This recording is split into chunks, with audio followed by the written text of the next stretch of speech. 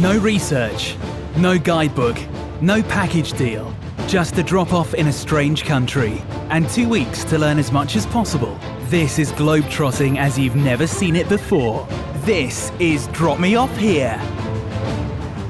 Georgia, the birthplace of wine, and Stalin, banned from the Eurovision Song Contest, the jewel in the crown of the Caucasus, home to the deepest caves in the world, the earliest human remains discovered, and the beginnings of one of the oldest languages still in use today.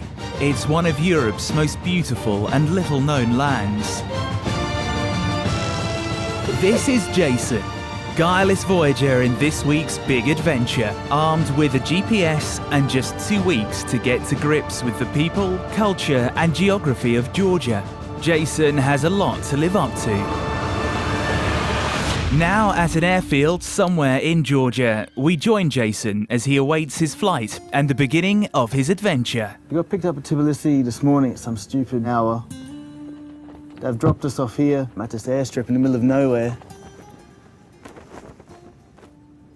It looks like we're just waiting for this chopper to depart. Well, we don't even know where it's going, so just waiting for the weather to clear and then we should be off.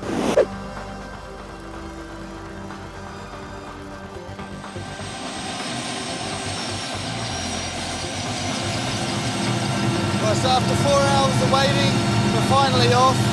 Everyone said their prayers on board. It's my first time on a helicopter and it's pretty bloody exciting.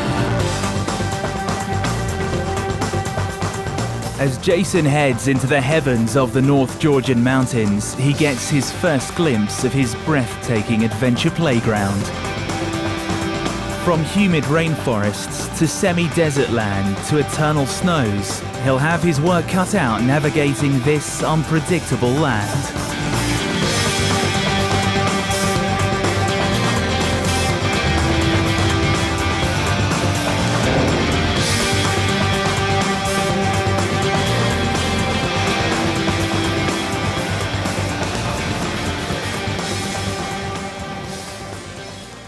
Svaneti is Georgia's remote northern province. At altitudes that would make your eyes water, the Svan people celebrate death with song, live off the land, and welcome guests with a thigh slap. Well, after we arrived yesterday from our flight from Tbilisi, we arrived in Mestia here. We went into town and we found a cafe slash bar slash brothel. And now they've pointed us up to these ancient watchtowers, which we're about to go have a look at.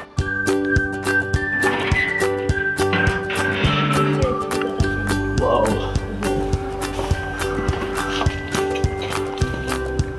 The meeting point of East and West, Georgia made an art of keeping an eye on enemies.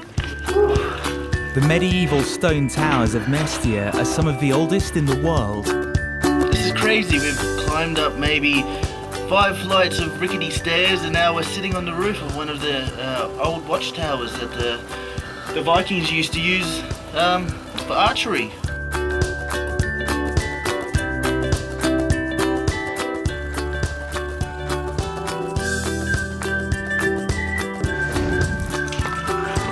Tell you what, we're lucky to make it down. These ladders, well, they're ready to break, so I'm getting the hell out of here now.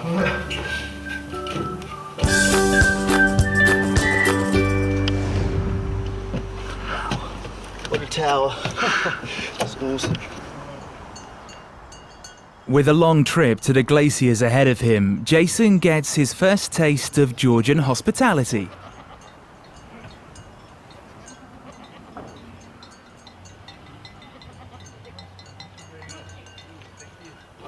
We've just been given some fresh fruit from some of the locals there. Looks delicious. Look at that. Plums, man. Look at that.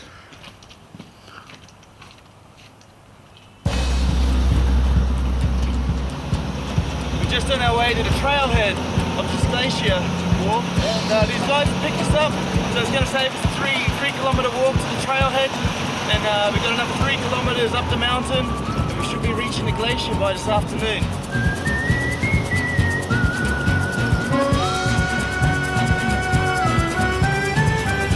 Welcome to Georgia, my God, it's amazing.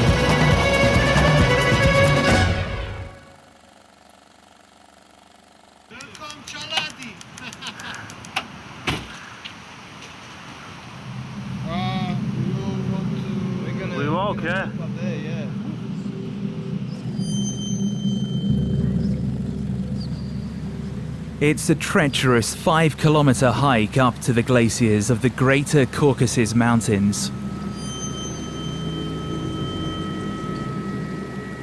Getting there without a guide or a car won't be easy. Two Russian tourists have just driven us about halfway up the trailhead. Now we're going to take the rest of it by foot, so it should be another hour, hour and a half, heading straight up the mountain to what should be an awesome glacier.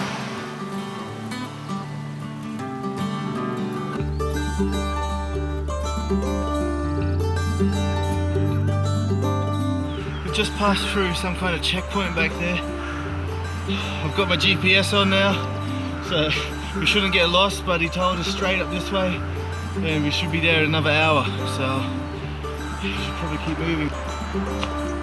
Military checkpoints in the region have become all the more frequent since the 5-day war between Russia broke out back in 2008, and although the situation has drastically improved, tensions are still uneasy to say the least.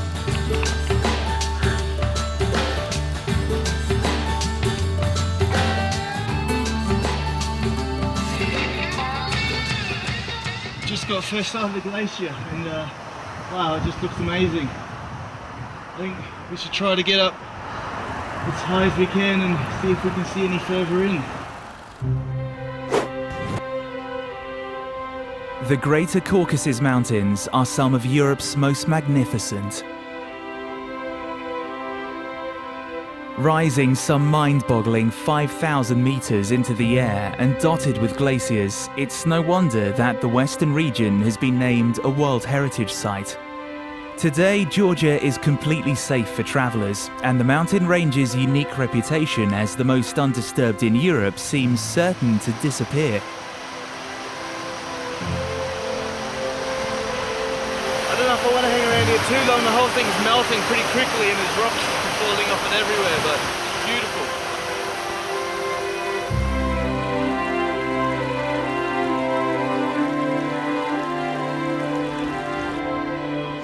With a little help from some friends, Jason has blagged his way to one of the most beautiful sights of Georgia. Yet, as sun-soaked glaciers give way to sprawling rainforest, Jason's luck of the traveller juice is running low. We've left Mestia this morning. We decided to hike over the mountain to Uzguli, which is about 45 kilometers east. Hopefully a jeep or a truck will come past. We can get there a lot quicker. Otherwise it's going to be about an 8-hour hike. But apparently it's the highest village in Europe, so it should be quite good.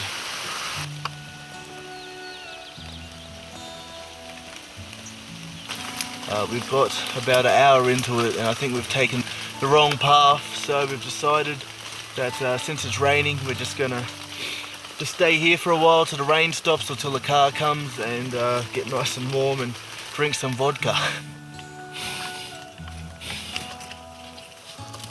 It's only 2 o'clock in the afternoon, but it would be nice to stay here all night, but I think we should keep on soldiering on. So get dry and then move off, yeah.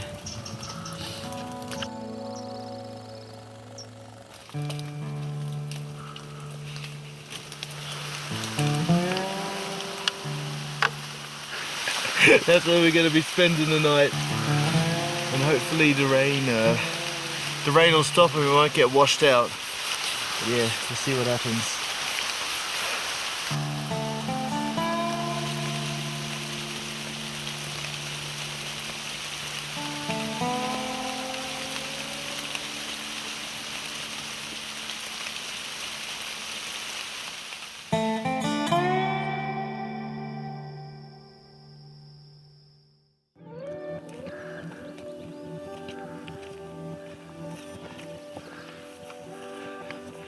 We left camp this morning. The rain has stopped. Another beautiful day in the Caucasus Mountains. We've definitely taken a wrong turn somewhere, so there's no turning back now. I think we just keep moving up the hill. We're starting to get pretty hungry and we've run out of water, so hopefully we find a village soon.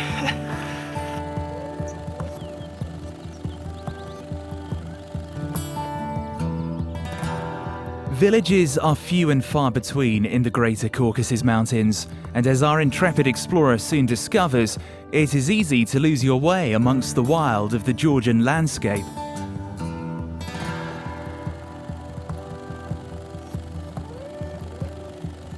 It's taken us 24 hours to realise that we've gone the wrong direction. We've just met one of the guides up there that told us we need to head back towards Mestia and take the other road, so thank God it's a downhill walk, but yeah, it's like 24 hours walking uphill, so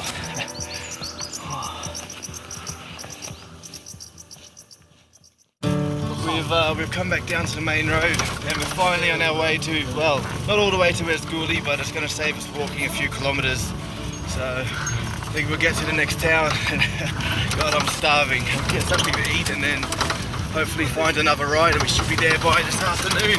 The highest village in Europe, so it should be quite cool. Luckily for Jason, hitchhiking in Georgia is, well, as safe as jumping in a car with a stranger can be.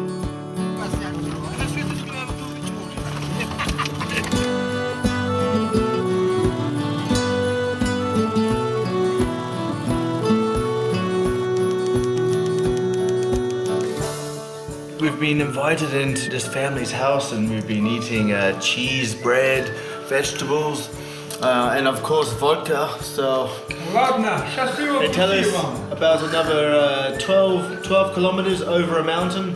But I tell you what, I'm feeling a bit pissed at the moment, so hopefully we can get another ride. But yeah, this is Georgian hospitality at its best. It's just brilliant. For the bon viveurs of the former Soviet states, a simple bottoms up won't suffice. Here, toast making is a kind of boozy art form performed by the tamada or head of table. They last almost as long as the feast itself.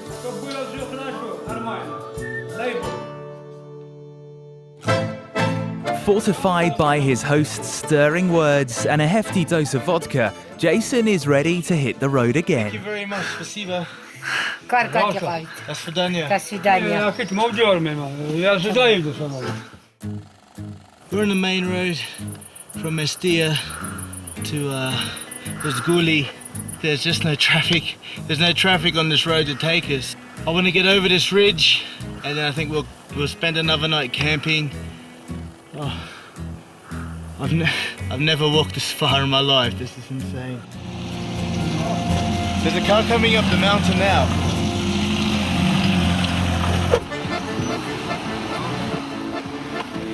Jason is back on the road with a friendly Georgian couple, and Yushkuli, the highest village in Europe, is now but a death-defying car ride away.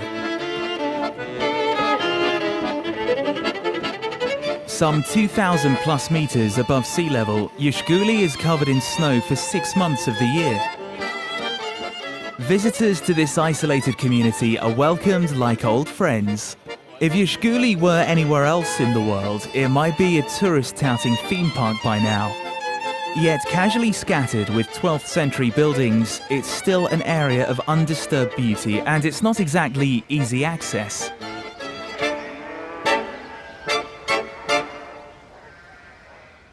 Accommodation comes in the form of the locals' open doors. There's no tour desk and no minibar, but there is the promise of a hearty meal and good company.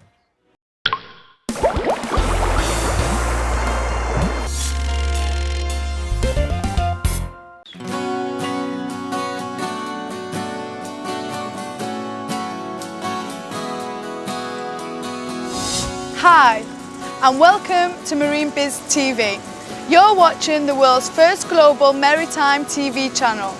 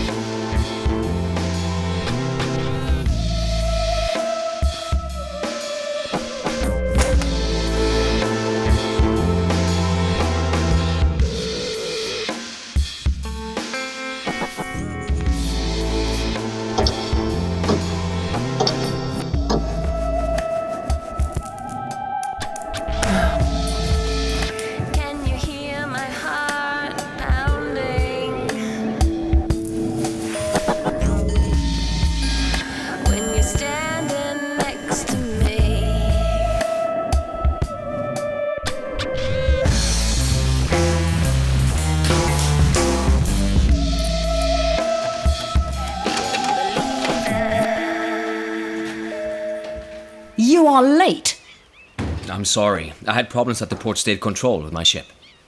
With the GL classified ship.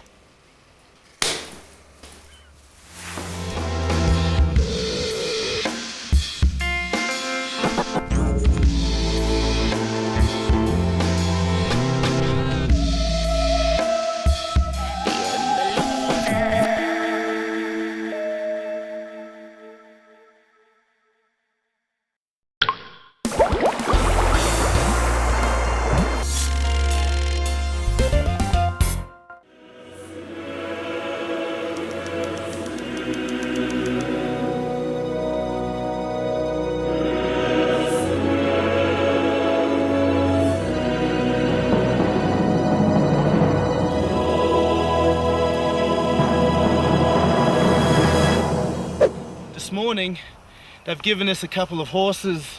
Apparently there's a glacier over this way. I haven't ridden a horse since I was maybe 7 years old, and if I can get this thing to move, we should be there today.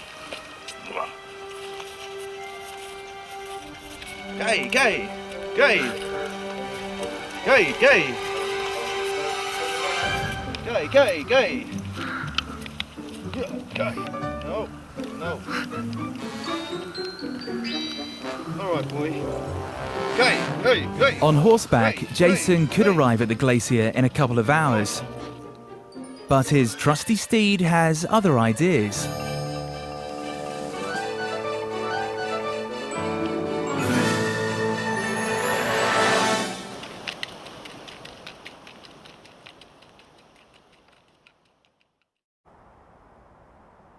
I'm suffering from a bit of chafage, so I think we're going to take a bit of a break.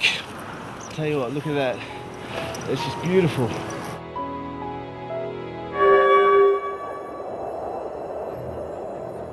A mecca for hikers and nature junkies the world over, the mountains of Upper Svaneti are well worth the chaffage. It's taken us 6 hours to go maybe 10 kilometers up to our second glacier in as many days. And even we think we're in Alaska, but we're still high up in the Caucasus Mountains in Georgia.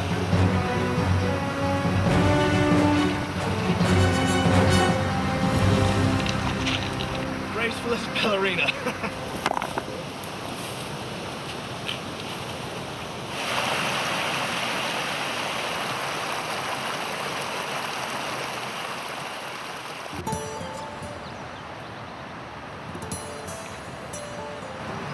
We had to leave the horses down by the river because it's just too hard for them to get up the mountain there.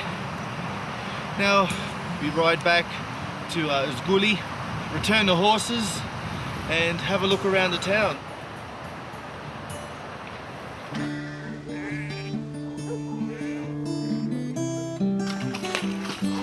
It's been a long day on the back of a horse. We're back in Zguli. It's starting to rain, so we can have a nice warm shower, a cup of chai, and yeah, a good night's sleep.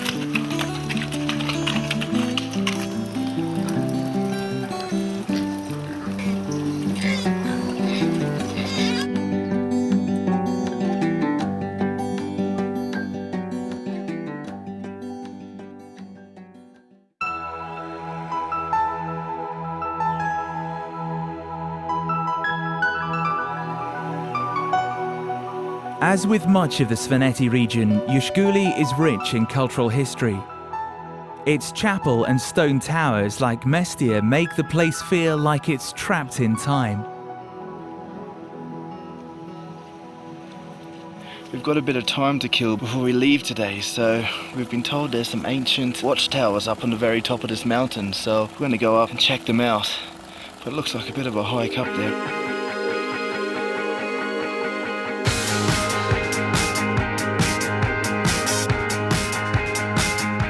I feel like I've been run over by a steamroller after yesterday's horse ride. Alright, get up there.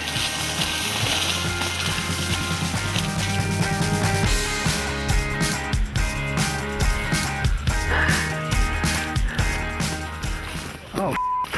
Oh. Oh.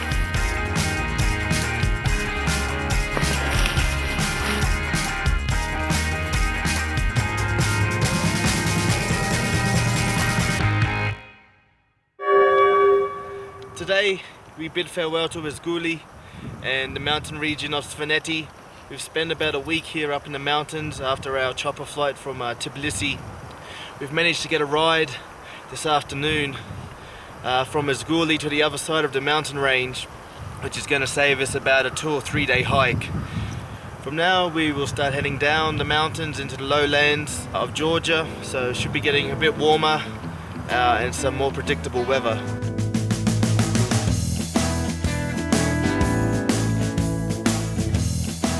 It's over a week since Jason has been off the beaten track of Georgia, and the simple life is beginning to take its toll. Tell you what, I've had enough of this mud and shit everywhere, so it'd be nice to go back to some kind of civilization. I'm dying for a Mars bar or a Coca-Cola, or you know, we're running out of money. There's no banks, there's no shops in the mountain region here, so it'd be nice to go back and yeah, get some luxuries. Get some luxuries. It should be nice. The hungry passerby is unheard of in Georgia, and Jason is welcomed into a magnificent supra, a table ritual as old as the Georgian people themselves. Accompanied by large amounts of wine and often a bit of toe tapping, there's not a Soviet-style spam can in sight. It's time for Jason to bid the mountains goodbye and head to Georgia's second largest city, Kutaisi. The home of the Golden Fleece quested for in Greek mythology and the first nation in the region to accept Christianity, it's what they call a cultural and spiritual hub. Will Jason find his own Golden Fleece in this enchanting city, or at least the warm welcome he's been accustomed to? Today we've just decided to relax in the town. We've gone out to get some lunch and we've met these guys at a local cafe, and they've driven us up to this monastery in the hills.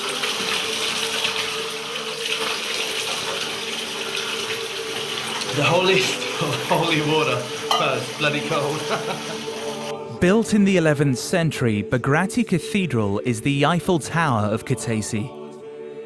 Named after Bagrat III, the first king of United Georgia, it is hailed as a masterpiece of medieval Georgian architecture, with more mosaics and wall paintings than you can shake a stick at.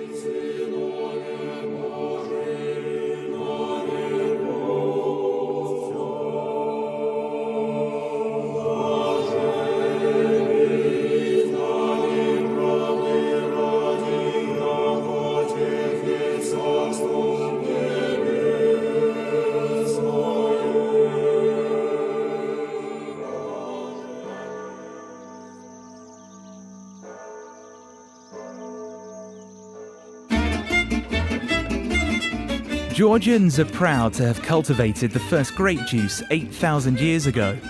And everyone, even the priests, enjoy this rich heritage with gusto. It's just gone, past 12 o'clock. I've had half a bottle of vodka. We've had about half a bottle of vino from the priests here. Beer, everything.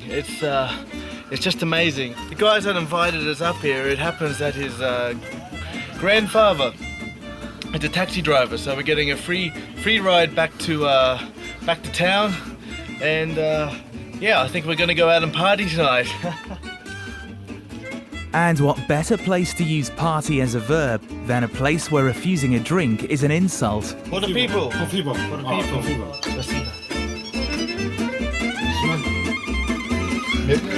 Thank you.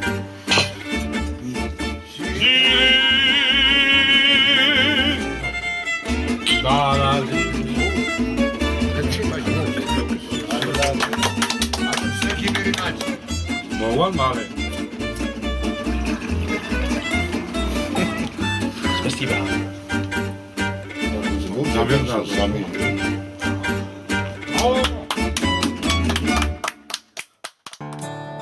We've had to get a taxi out to this monastery that everyone's been telling us to come visit. It's meant to be a very holy place in Georgia. We decided to come out here for the day, so we're gonna go have a look.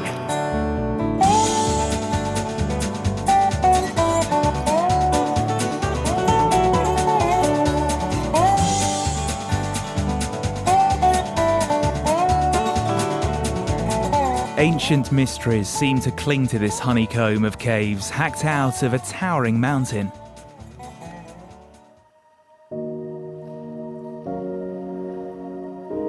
Yet in fact the caves are an ancient monastery, the brilliant, baffling design of the first Queen of Georgia. A hiding place from the exhaustive attack of the Mongols at the end of the 12th century. Unlike most tourist spots, visitors are allowed to roam around freely. Yet monks live here to date, so popping your head into one of their homes is a definite no-no.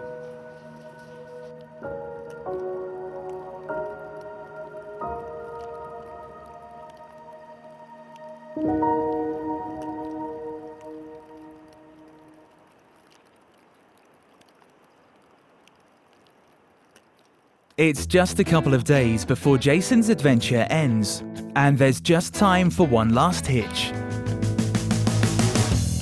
It's not surprising that the hand of God would be felt in the postcard-pretty region of South Georgia.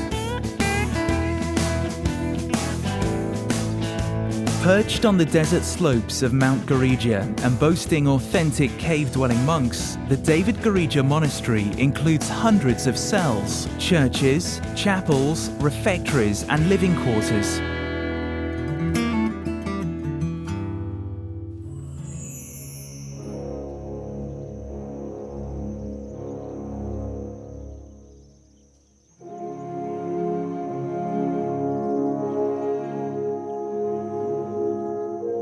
Among its residents have been many important Georgian religious figures.